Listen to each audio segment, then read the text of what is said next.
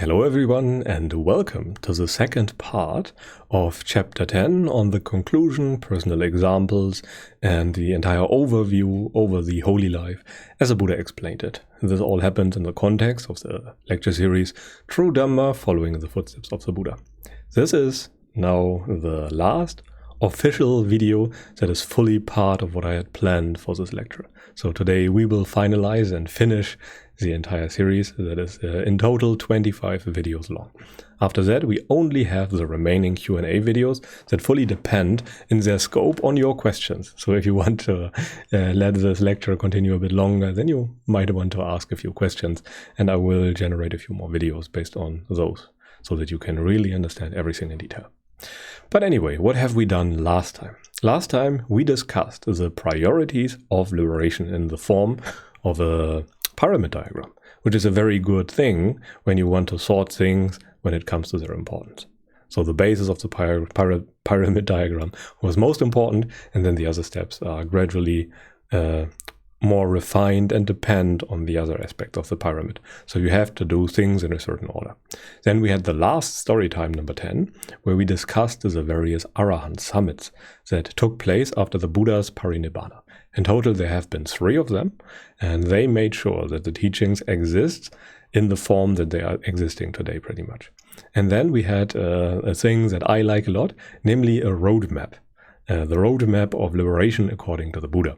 And this is especially useful to show you that there is an order for most people, and that you should not try to avoid that order. Surely, sometimes you bring a necessary precondition already, and you can, well, skip a step because you have already implicitly done it. But most of the time, most people should proceed in roughly that order to make optimal progress. And it is not a good idea to skip a step. For example, you should not skip your virtue or anything like that. It will only lead to problems. And last time, we made it until this slide, where I showed you how I practice. And for me, as I have told you, teaching is a very essential part of the entire meditative practice, because it really helps me to summarize the teachings or to structure the teachings in my mind in a way that I can communicate them. And when I can communicate them, I usually have understood them in depth. And now we will continue with the remaining part of a personal example when it comes to my practice, the mistakes I made, and what I learned through the entire path, and why probably I encountered so many wrong teachings that I went for and fell for in the beginning that led me nowhere, which is also very important. So I did a lot of things wrong, which is why I can speak a lot from experience. And this is why I feel like I can say a few things about certain practices and where they might lack in certain areas. There usually are benefits to all those practices, but the Buddha urged us to see danger in the slightest fault and in the slightest misunderstanding, because one wrong view, a single one, can block your progress towards liberation. That is already enough. So you should be very wary when it comes to such failures and such misunderstandings. And it's not good to put blind faith into certain teachings, as we will later see. But anyway, now we will do 5 minutes of non-reactivity that are completely optional as always. If you wish to understand the lecture better, and not through your craving, but without craving, then maybe train your mind now for 5 minutes in not reacting out of impulses that are rooted in greed, aversion, or delusion. You can pause the video now and resume it in 5 minutes. I will wait a moment and then we continue with the lecture. Okay, I assume that you are done now, and now we continue with my personal path through this rather different looking landscape of meditation, because it is not how the Buddha optimally intended it to be, because initially I did not know how the roadmap of the Buddha looked like. So I could not follow it because I had no idea what it looked like. I only had secondary literature available to me. And in the beginning there was a divine messenger event for me. For example, my father at the time fell very sick, and I could not stomach that really well. I suffered greatly through it, to put it bluntly. In fact, I suffered to such a degree that I was basically knocked out and sick for like 4 months. I could not train, I could not follow my usual routine, and in the end I discovered meditation through an old post on 4chan that I had saved up, which recommended the book Mindfulness in Plain English. And that was a huge turning point for me. I read that book multiple times in a single day. I just sat down in front of my computer, read it for 6 hours, and really tried to practice everything that was in there. And it was completely clear to me at that moment. And what the content that is in there is a solution to my problems that I'm facing right now. There was not the slightest bit of doubt possible. And so I started my daily practice. In the beginning, I tried to meditate for 20 minutes, but that was a bit rough. So I sometimes broke it down into multiple parts, and sometimes I meditated even longer, but never longer than 20 minutes really. And that really led to a greatly reduced stress level, and for the first time in months my body could recover a bit. And it also had lots of positive conventional benefits and side effects. So my concentration got a lot better, my emotional control got a lot better, I was a much more calm person, and overall my academic performance, for example, benefited a lot from it. So apart from what I did the entire meditation for, namely to remove the suffering, there came all kinds of positive side effects that people usually meditate for in the first place. And then I had lots of small insights, not the one the Buddha was talking about, but I experienced a lot of fancy stuff in meditation, let's put it like that. In the beginning, there are lots of things that can happen because meditation is quite unusual. That's not something you do all the time, and when there is strong mindfulness or strong concentration and the mind is not used to it, then all kinds of phenomena can occur. Like at some point I was literally, well, mentally at least, floating on my chair, spinning all around and whatnot. And those were kind of fancy things. And I could really remember things way into my childhood where I could never remember anything before. And such things can really happen. And some people really get attached to it and try to cultivate it even more. I personally was never interested in it too much, but I really tried to discover or learn one more thing each session in meditation about myself. I really wanted to learn and understand everything that was there to understand. Then at some point I decided to focus a bit more on virtue and the precepts, and experienced a lot of meditative joy and non-remorse and all kinds of other good emotions from that kind of training. And then after a while my path continued, and I moved from the meditative joy to intense feelings of calm. I was never a person who was very good at all the absorption techniques.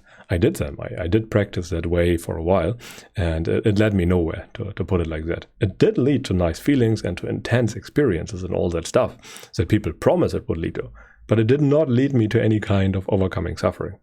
Well, for the moment, during that meditation, I'm obviously free from suffering, but it had literally zero effect, or not a really strong effect, when it comes to everyday life.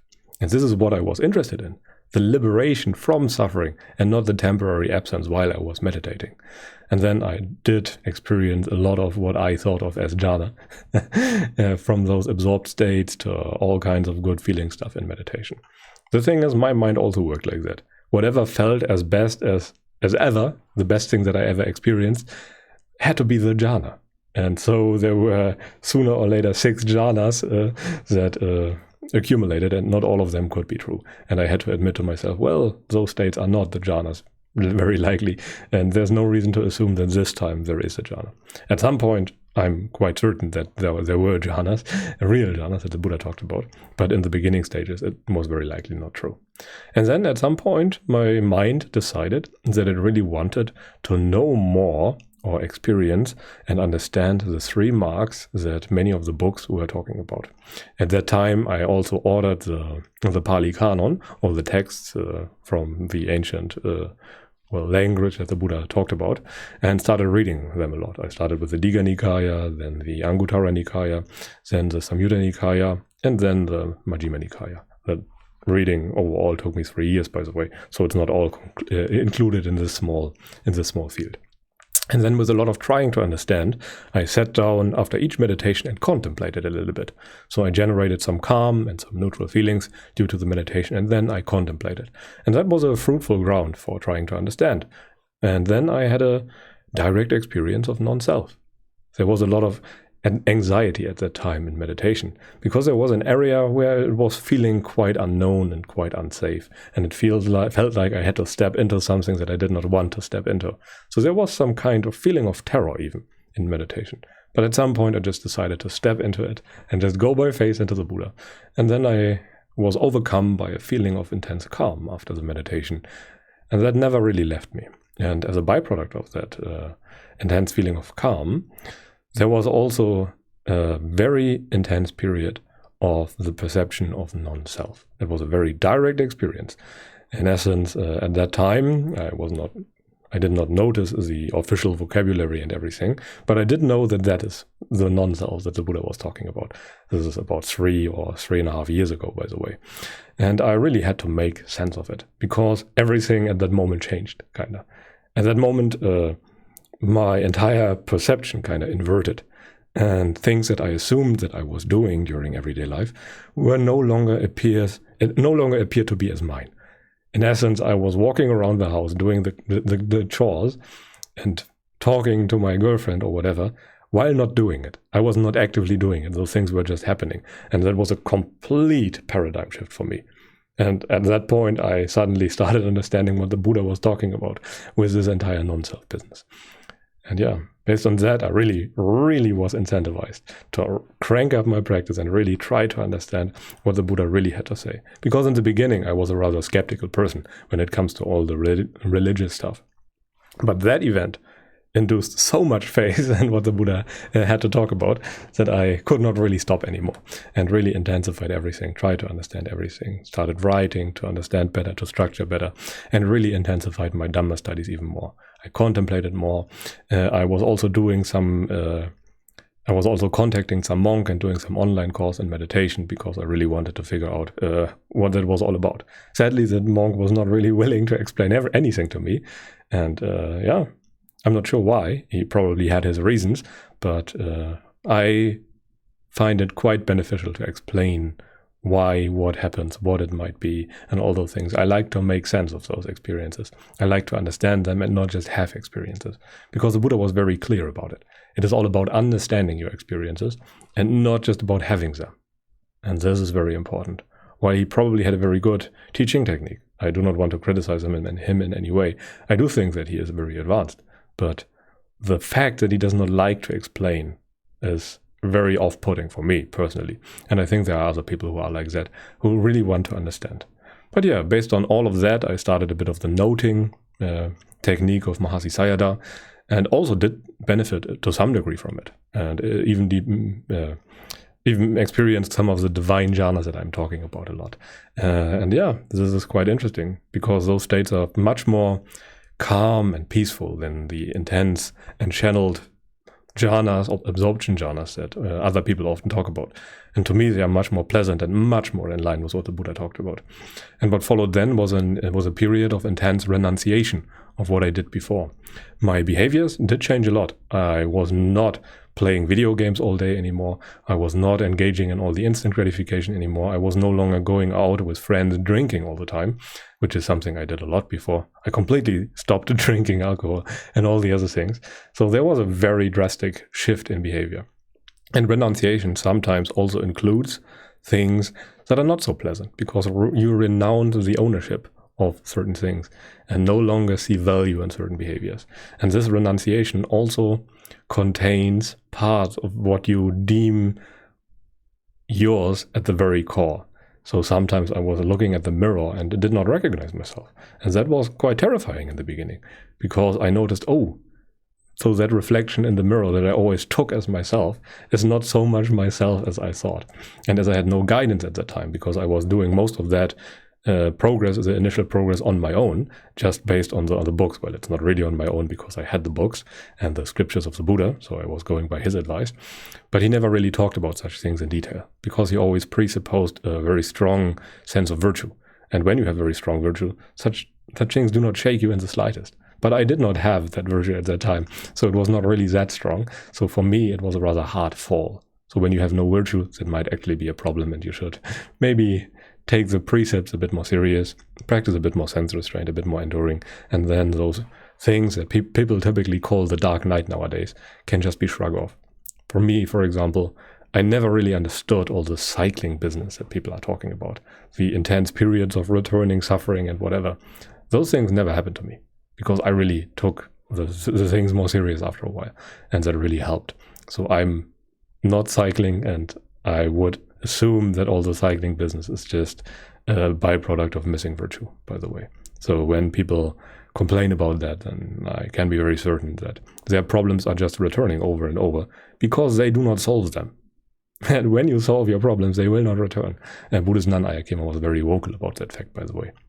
Your problems will come back and haunt you unless you solve them for good. And then I did a lot more contemplation. I really tried to understand everything. And based on that, at some point, there was the full right view, where I really had the knowledge arising that everything that is subject to arising is subject to cessation, as the Buddha described it. And after that, I started with a lot of vigor when it comes to writing and teaching and doing Dhamma lectures and helping people online, creating a small community and all those things. I'm not even sure why I did that, but it just happened. It felt like the right thing to do.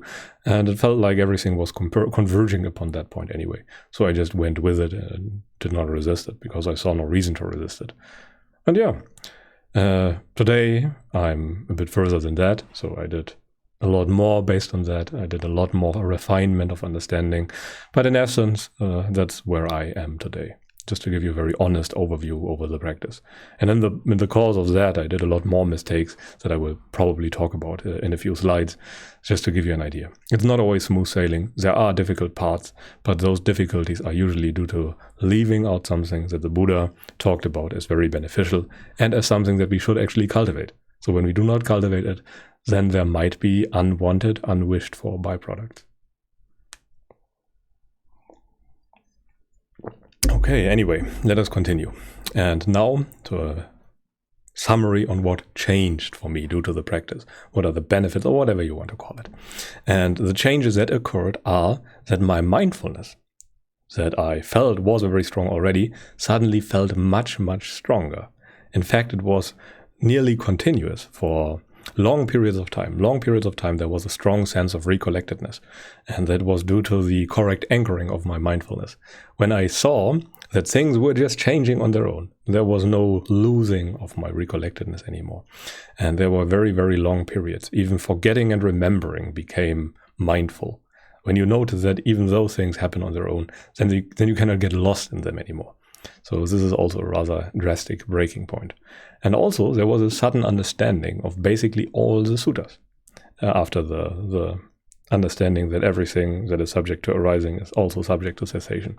And during that time period, it took a few weeks or a few months, but there was an intense and magnified understanding of all the suttas. I suddenly understood why all suttas are basically the same. And I understood in what way they are basically the same. And you really penetrate the hardwood of the Dhamma and really understand the working core of it all. And there was also a sudden increase in meditative joy and meditative pleasure, which is also very interesting. Because right after that experience, there's a strong change in everything, pretty much. And there was intense states of calm, intense states of peace, sometimes complete freedom from pain. Pain just vanishes, as an example. And a lot of pleasure and a sense of safety. And everything that I suffered from before could not touch me anymore. Emotions nearly completely lost their grip on me. The emotions as I knew them vanished more or less completely. And that remained. They are pretty much gone. The feelings are still there. The good, bad, and the neutral part is still there. But emotions, they seem to be completely severed. They are still there in the background, but they can no longer touch you as they have touched you before. And there were even many tears of joy and a lot of dry crying. I like that term. It resonated very well with me for days, weeks, or months. And whenever I encounter something that made me suffer in the past, then there's just this joy that I don't have to experience that anymore. And the simple memory of the right view can sometimes just bring tears of joy. And in essence, 99% of all suffering just suddenly vanished. It was just gone. And there was also the knowledge arising of what must be done to reach final nibbana. And it is pretty much the knowledge what I must do to escape arisen suffering. And in the end, was it worth it? Absolutely. I cannot recommend anything more. And when people raise the point that awakening might not be worth it, like in the Dhamma Overground Forum as an example, then I can only say that they very likely did something wrong. Because there are teachings that are not in line with what the Buddha taught. And there are teachings that do not lead you to freedom from suffering. And this is probably one of the biggest misunderstandings out there. People think of stream entry as some kind of cessation event where everything vanishes. It could not be further from the truth. Stream entry is all about suffering. It is the penetration of the Four Noble Truths. You understand quite literally in your experience right now how to escape suffering, what you must do, what is the way out of suffering. That is your understanding. And you also understand all the Four Noble Truths at once. That is stream entry. Whatever the other thing is, it's probably a very real experience, but it is not stream entry. And if it is stream entry, it's an extremely misconceived version of stream entry, where there are certain things that are fading, or there is a cessation of something, but it's not what the Buddha talked about. If it was that simple, the Buddha would have said that, yeah, then your consciousness blinks out for a moment and then you are a noble one. But it does not bring you the knowledge of a noble one, as the Buddha phrased it. So that is also very important to keep in mind. And now to a few slides that further illustrate the progress of some of the things I was struggling with over time. This, for example, shows the amount of instant gratification I was engaging in at any given time or at any given day during the course of my meditation career. Before that, I sometimes played video games for 16 hours a day. So it is already a difference, it's like day and night. So in the beginning, I was so emotionally unstable that I could not enjoy much of the instant gratification. I did cope a little bit, and over time it was an up and down, but overall the trend was moving downwards. So nowadays, even when I play video games, it feels more like a chore. I do it habitually and not really like something I do to gain pleasure from it. But as you can see, it does show a very downward trend. And I would assume that in every practice of every serious practitioner, it had to show some similar trend. Because after all, that is what meditation or spirituality practice rightly does. It makes you renounce sensuality as you notice that there is nothing really to be gained. There is nothing that you can derive from it in terms of lasting pleasures. And you really notice, that is also the knowledge of a stream enterer, that craving is the source of suffering. And those types of behavior are just sensuality as the Buddha described it. You could call sensuality instant gratification addiction in modern terms. And it only makes craving stronger, and thus you notice, oh, it makes suffering stronger, and then you simply cannot do it anymore. It's not worth it. That is the thing that results from it.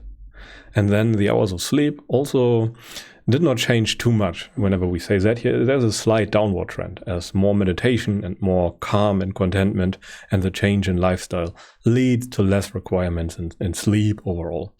So I do sleep a bit less now. It's more between 8 and 7 hours. So that's, again, a bit in the past. It has yet again shifted a bit, so to even less sleep requirements. And overall, if you, for example, exercise while you also do all the meditation stuff, then your sleep requirements will very likely stay a bit higher, simply because your body needs a regeneration, which is also important to keep in mind. So sleep requirements depend on a lot of factors. And if you just meditate, then there might be a direct correlation between whatever phase of insight you go through. But in a normal human life of today, there should not be much of an impact. So whenever there's a strong peak, I was usually sick and sleeping a lot. And sometimes I was on, while traveling for work, I cannot sleep very well. So when I was sleeping exceptionally little, I was also sick. I think I had food poisoning at that one time where I barely slept at all. But yeah, then there's also the minutes of meditation, and they usually go up. Let's put it like that.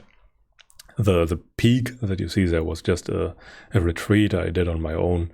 But overall, the tendency is to move towards more or less 2 hours each day for me. In the beginning, there were 20 to 40 minutes, and it gradually moved upwards to 2 hours of formal practice. That does not include all the other things that I do. It's just the sitting. So straight up sitting meditations that I do. But yeah, it also showed a very upward trend. And I'm doing this for quite a time now, and quite a bit longer than displayed in this graph. It's an older figure that I recycled for this presentation, just to give you an idea of the development of practice, what you can expect. It's not smooth sailing. It goes up and down, some good days, some bad days. And then overall, there was a breaking point where I just did what I did. Just the 2 hours each day at least, sometimes more, but actually never less. This is very important, and I'm doing that for quite a long time now, the never less.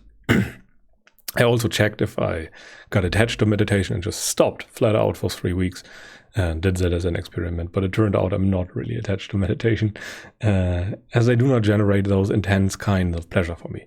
So there's nothing addictive about meditation for me. I do not crave it, as I do not use it as a cope. I never did. I always used it as something that is for generating insight and understanding, and not as a means to generate more pleasure for me. So I resumed after those 3 weeks where I stopped, and I still continue the formal sitting meditation, as I like it as a basis for generating calm and neutral emotions that serve as a basis for understanding. It's very simple. I do not follow any mechanical set of instructions, as that is not really compatible with the non-self things that you learn about the practice when you make certain insights.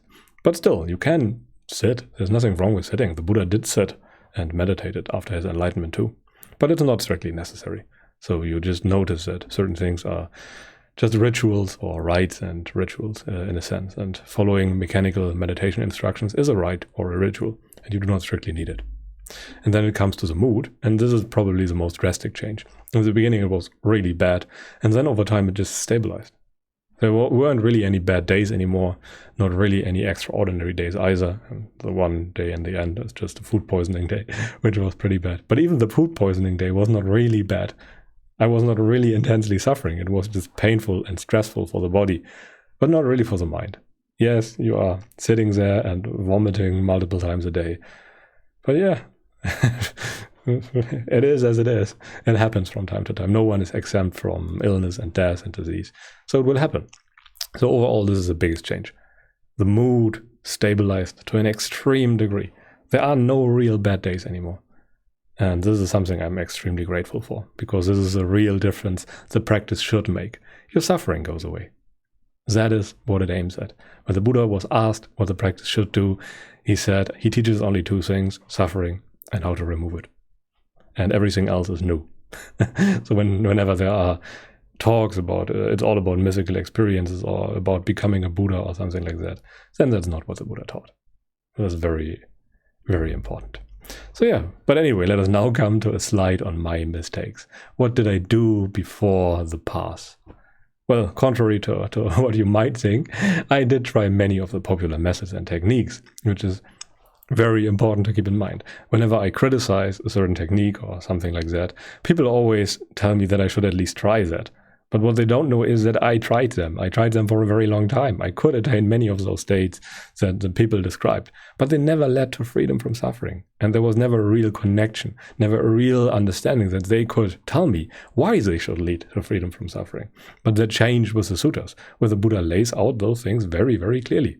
So then after a while, I changed my priorities and always moved away from other teachings. But yeah, initially things went very well for me, and that was very likely because of the intense suffering through the Divine Messenger event. But after that, I was led astray by many of the cessation teachings and the false beliefs and the Visuddhimagga stuff. I did practice the absorption jhanas, but they did fail to eradicate suffering. I also practiced the divine jhanas, but they failed too. It was not the divine jhanas that were doing this stuff. They were just generating calm and neutral emotions, which is fine. But in themselves, they don't do anything. You still have to try and understand and contemplate into all those things.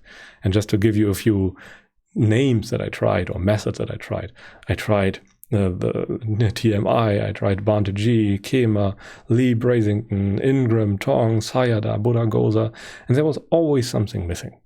And thus, I just opted in for the initial source text of the Buddha and people who were basing their teachings on the initial source text of the Buddha. And then I started making real progress when it comes to insight. You can attain all those nice feeling states that those people describe, by the way. There's nothing wrong with that. But I always had the ambition to attain the complete freedom from suffering, because I knew what was possible in terms of suffering, and I did not want to go to that again, through that again. And yeah, also a small remark, many teachers even refuse or fail to explain their methods. They require you to just believe them. And that is not something I was willing to do after having encountered so many teachings that were leading nowhere. I really wanted some teachings, some things that people can explain. If they have understood it, they should at least be able to explain to me why something works and not just call insights an accident or something. This is something what people do.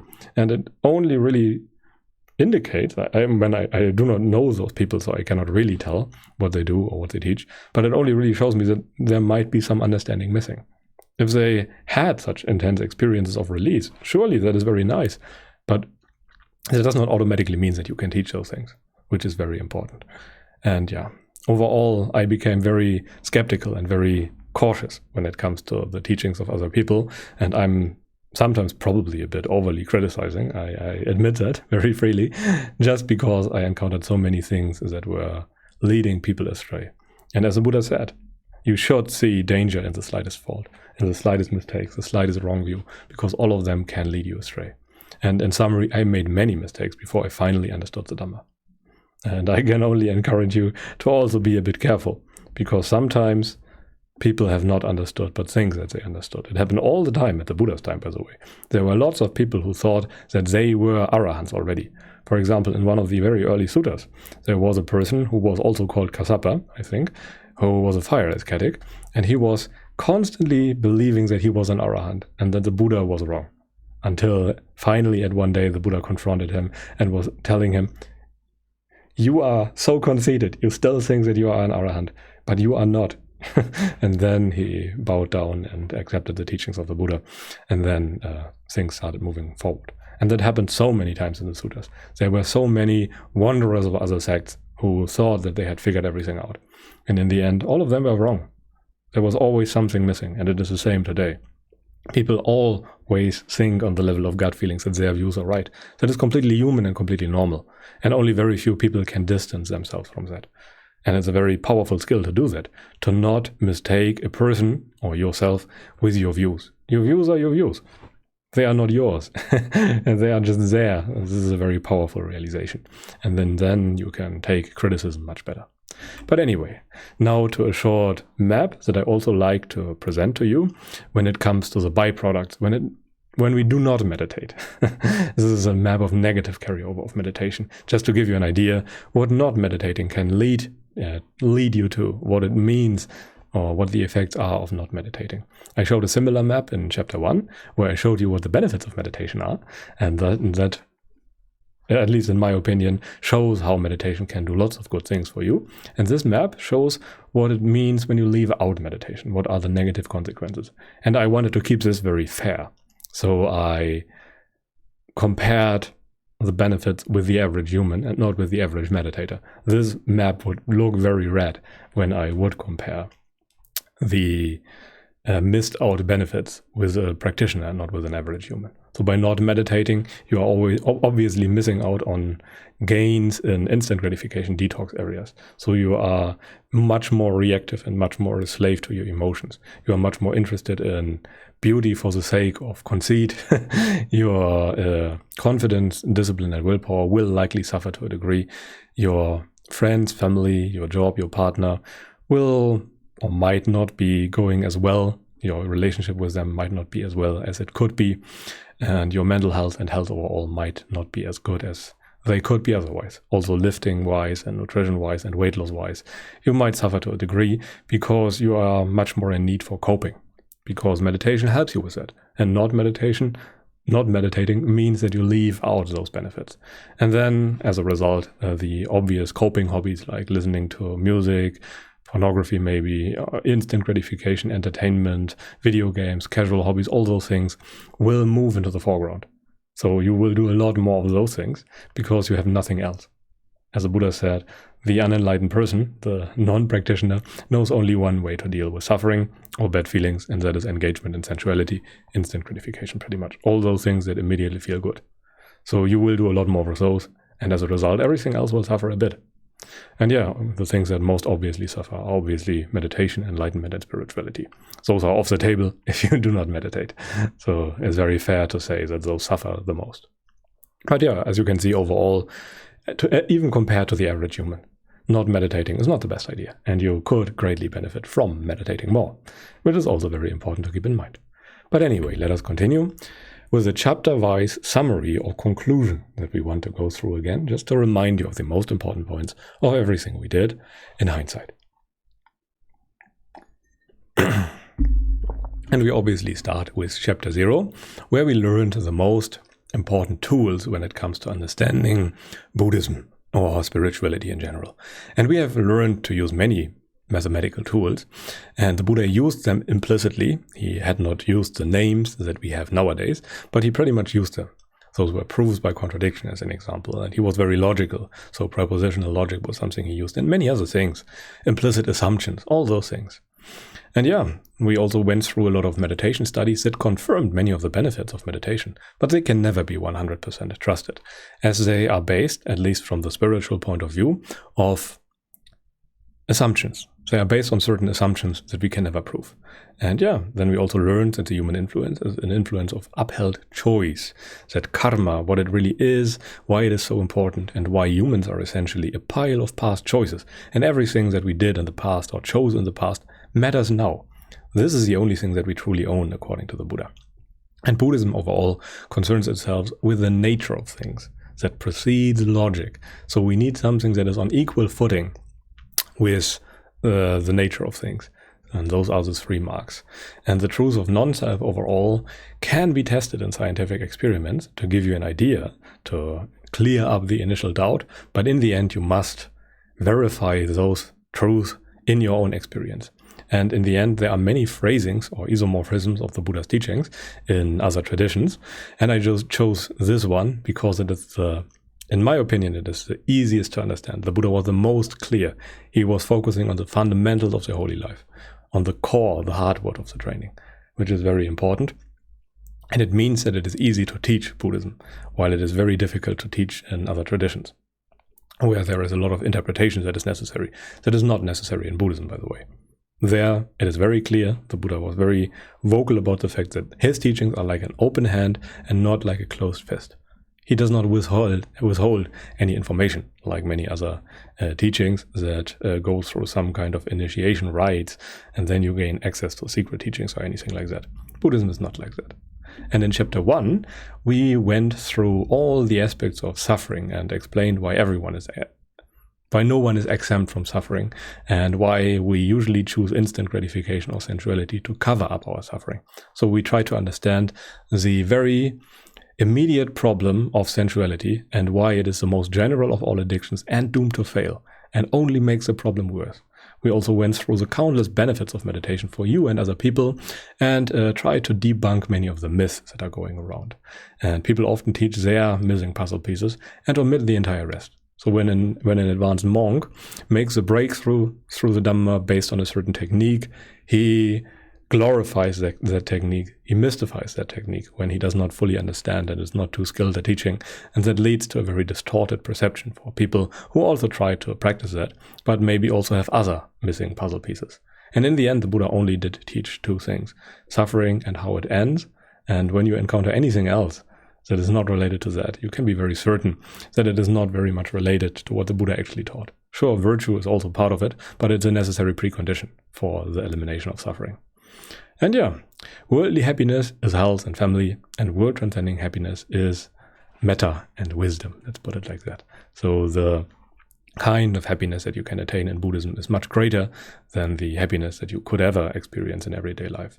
And this is something really worthwhile attaining. People never really talk about that, and I'm not sure why, but the peace that you can gain through such practices is immense, and it's much better than everything else.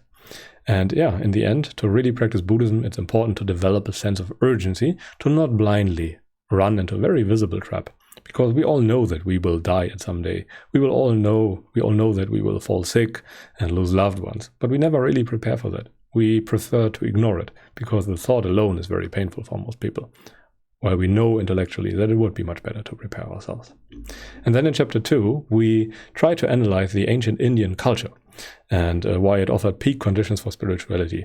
And it's really important to know how the entire culture worked to understand the old suttas, which are the most reliable source of understanding for me, at least, and the most consistent one, and the one that is most free from errors. And ascetic and monks at that time were like star professors like Jorgen Peterson or someone like that nowadays. And the cultural background does matter, and it's even crucial in understanding most of the similes, and you will not know that there is presupposed knowledge in many cases if you do not understand the culture.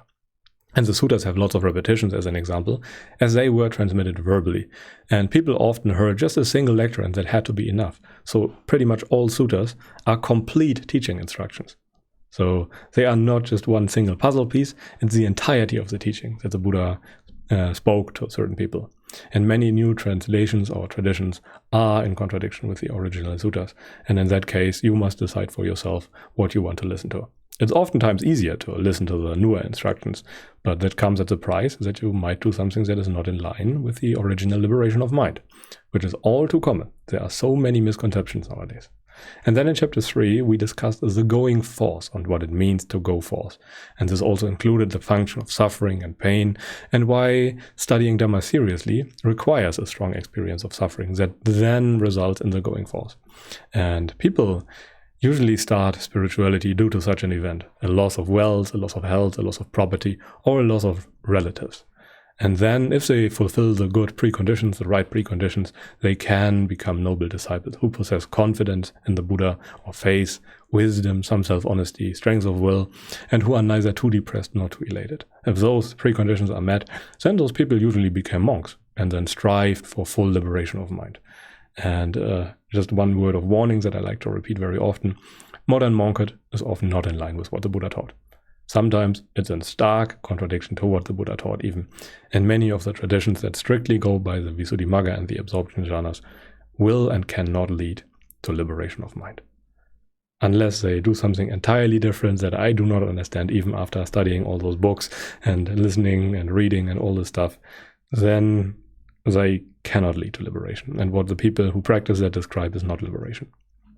Also very important. But again, you must check that for yourself. You can go by faith and what I tell you here, but in the end it's of no use for you.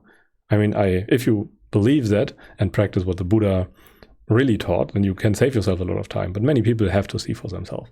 Not everyone can just go by faith. And in chapter 4, we discussed the very important part, namely the mundane right view, which is the initial precondition that we have to fulfill to actually make progress when it comes to spirituality.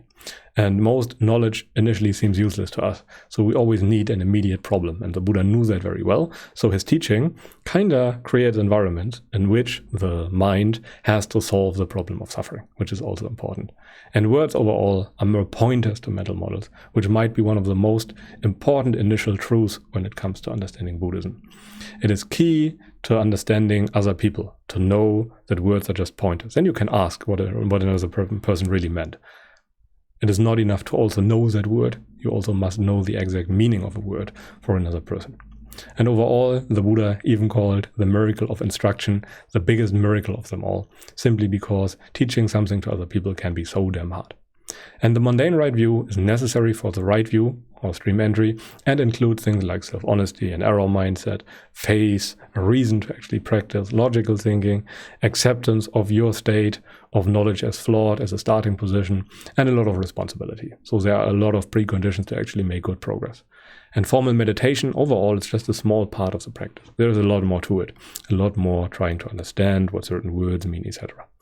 And you should refine your understanding of relevant Buddhist ideas all the time, because fully understanding suffering means that you are free from it and no longer have to suffer and are at least of right view or an arahant. So if you are still able to suffer, then you have not really understood it in its entirety.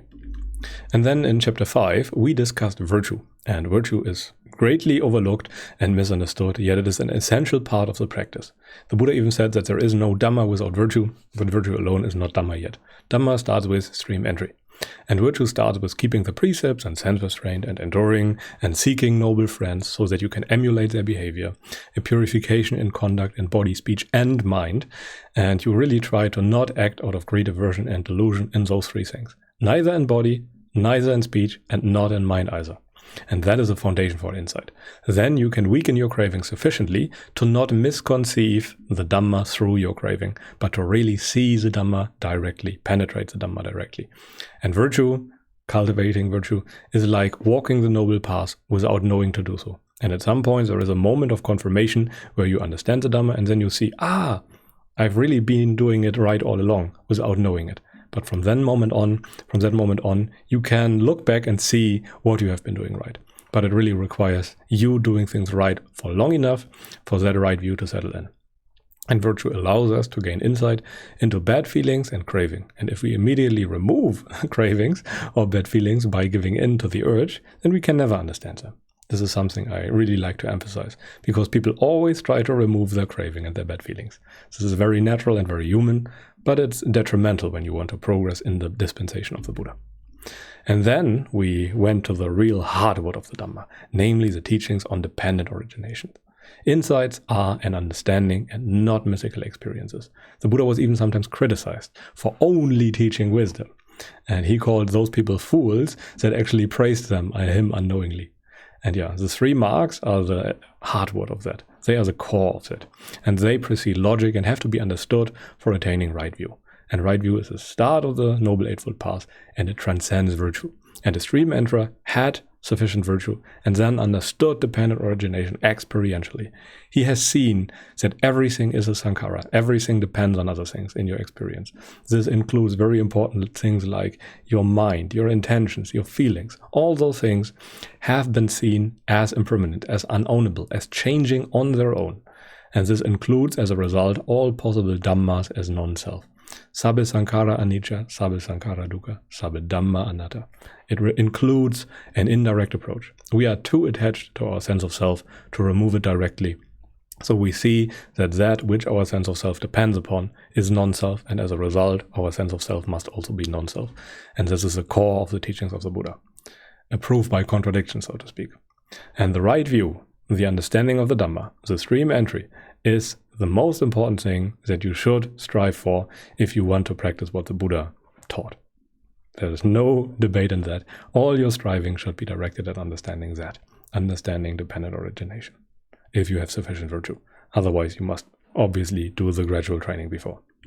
And then we try to understand all there is to understand about jhana, and why there are so many wrong jhanas in existence, and why they are completely different from what the Buddha taught as jhana.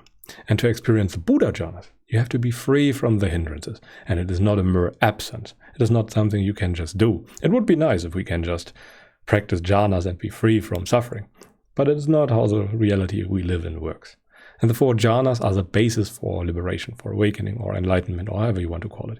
You need at least the first jhana for full liberation. Or if you are liberated, then you are in the first jhana all the time, pretty much, even if you have not cultivated them before. And there are 4 additional variations of the 4th jhana called the immaterial jhanas. The Buddha he called them pleasant abidings in this life sometimes. But the 4th jhana, the 4 jhanas are what he mainly taught.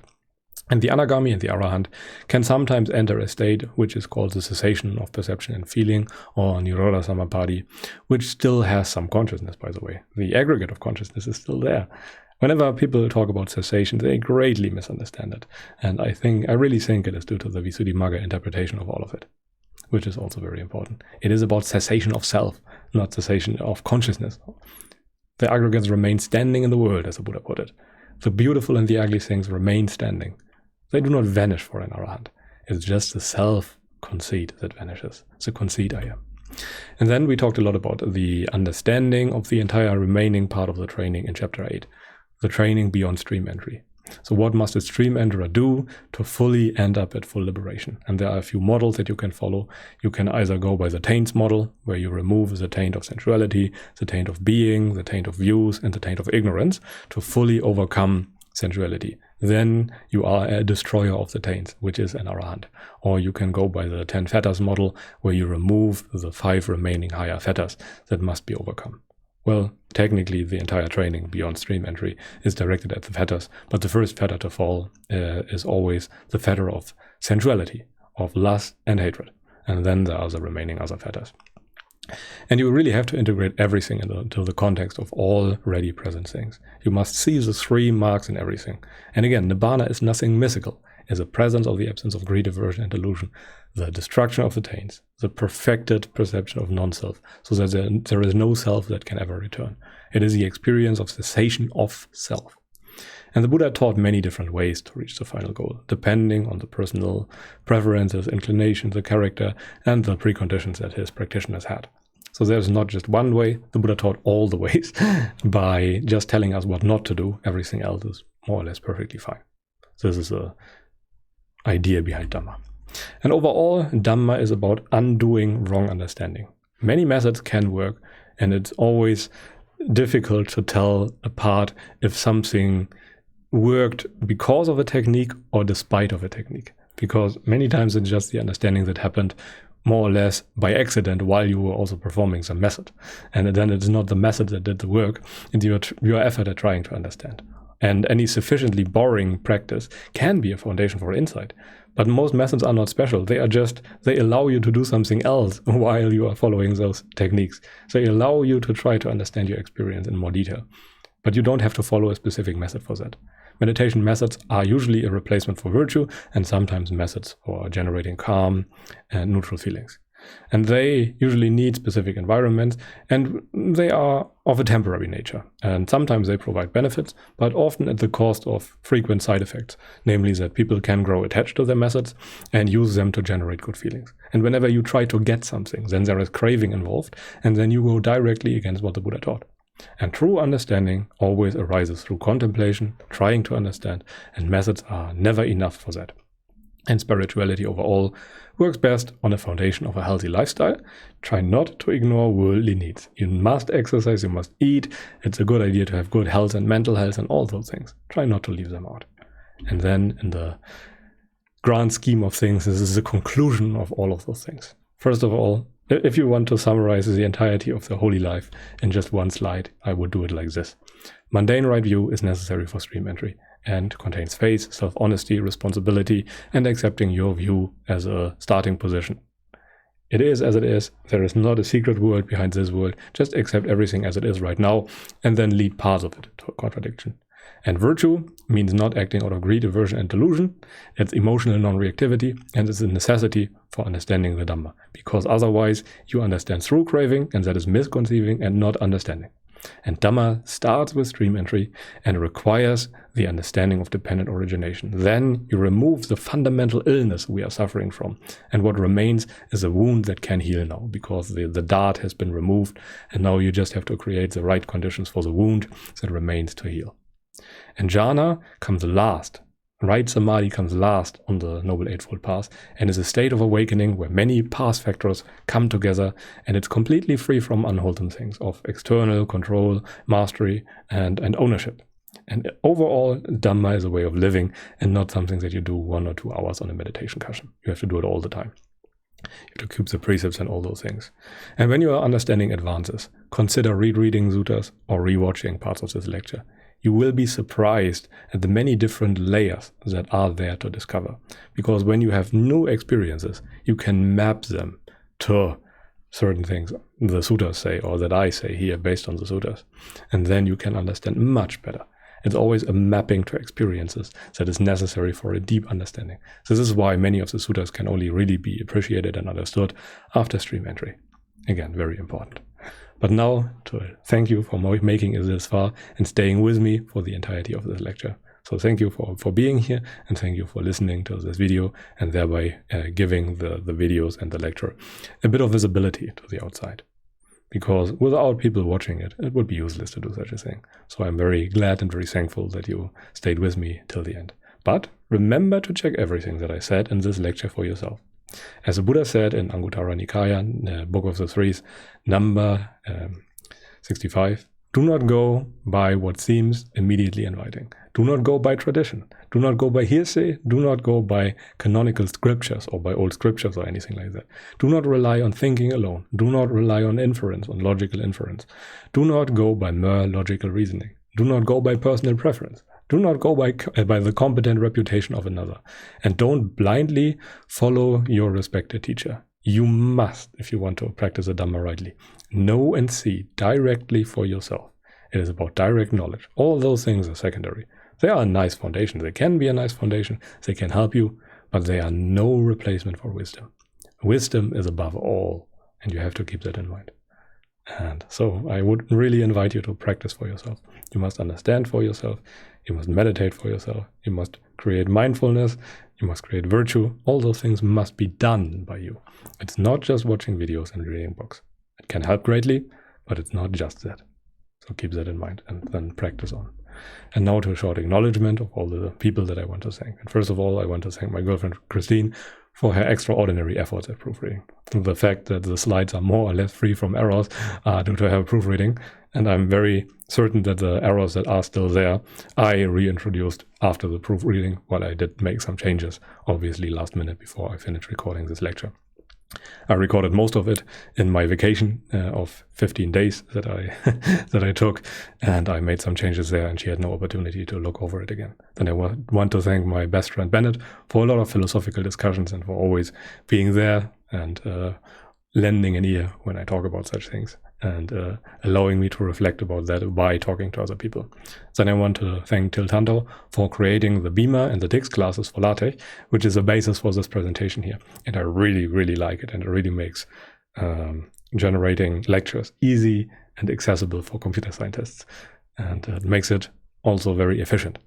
Then I want to thank my meditation Discord friends who offered a lot of feedback and help and support, and I want to thank my diligent companions in the holy life who are also practicing toward Nibbana, because without some of them, without other people of right view, it would be very difficult. It really helps to have people to talk to, discuss, and reflect with. I also want to thank my implicit teachers, namely Nyana Mulitero, Ayakema, Nanaviratera, and Ajahn Chah, who I took a lot of knowledge from and who really helped me understand the sutras better, because it can be hard to understand them on your own. It can work, and parts of it I did understand on my own. The first experience of non-self I generated more or less on my own by just reading some texts. But yeah, it really, really helps when it comes to teaching, when you have the experience of other people that you can rely on and use to also phrase teachings in a way that other people can understand. In the end, you have to always rephrase teachings over and over again. Every 25 years you have to translate them anew, because the culture has changed so much. And this time around, I try to contribute something too. Then I also want to thank my meditation teacher, who I can discuss a lot and confirm a lot of knowledge with. Not that I need the confirmation, but it's good to have the reassurance. It helps to have another person who sees it exactly like you, from who you suspect that they are an arahant. Then I also want to thank the arahants of the past for keeping the teachings alive, for phrasing them the way they are phrased, and for making sure that we have access to the good Dhamma still. And above all, I want to thank the Lord Buddha for discovering the Dhamma. He is pretty much the sole reason that we have a way out of suffering right now, and I'm extremely thankful for that. Okay, now we have another meditation of the day. It's another metta meditation. If you want to do that, try to find and overcome the aversion in your experience. You can scan the QR code here. It's a nice style of meditation I like, and it can really help beginners to feel something, to notice that there is something in meditation to be attained, because it makes you feel something. So it has an effect, an immediate effect, and then that can really help beginners. So if you want to do that, feel free to scan the QR code.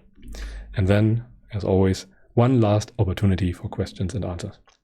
Feel free to put them down in the comments below and start a new comment thread, please, for each question, so that YouTube informs me about your question, so that I can collect them for the last Q&A, and then I can answer the questions with a noble friend of mine, so that many people can benefit from it, and not just some who read the comments. Okay, and apart from that, I wish you the best in your own practice. May those who seek real peace find it. And now to the last slide. One last time, if you want to support me on Patreon because you enjoyed the lecture and want me to continue to do such things in the future, feel free to scan the Patreon code. If you want to join a community of like-minded people, feel free to join the Dhamma Hub Discord. And if you want to look for books that I have written on Amazon, feel free to scan the last QR code.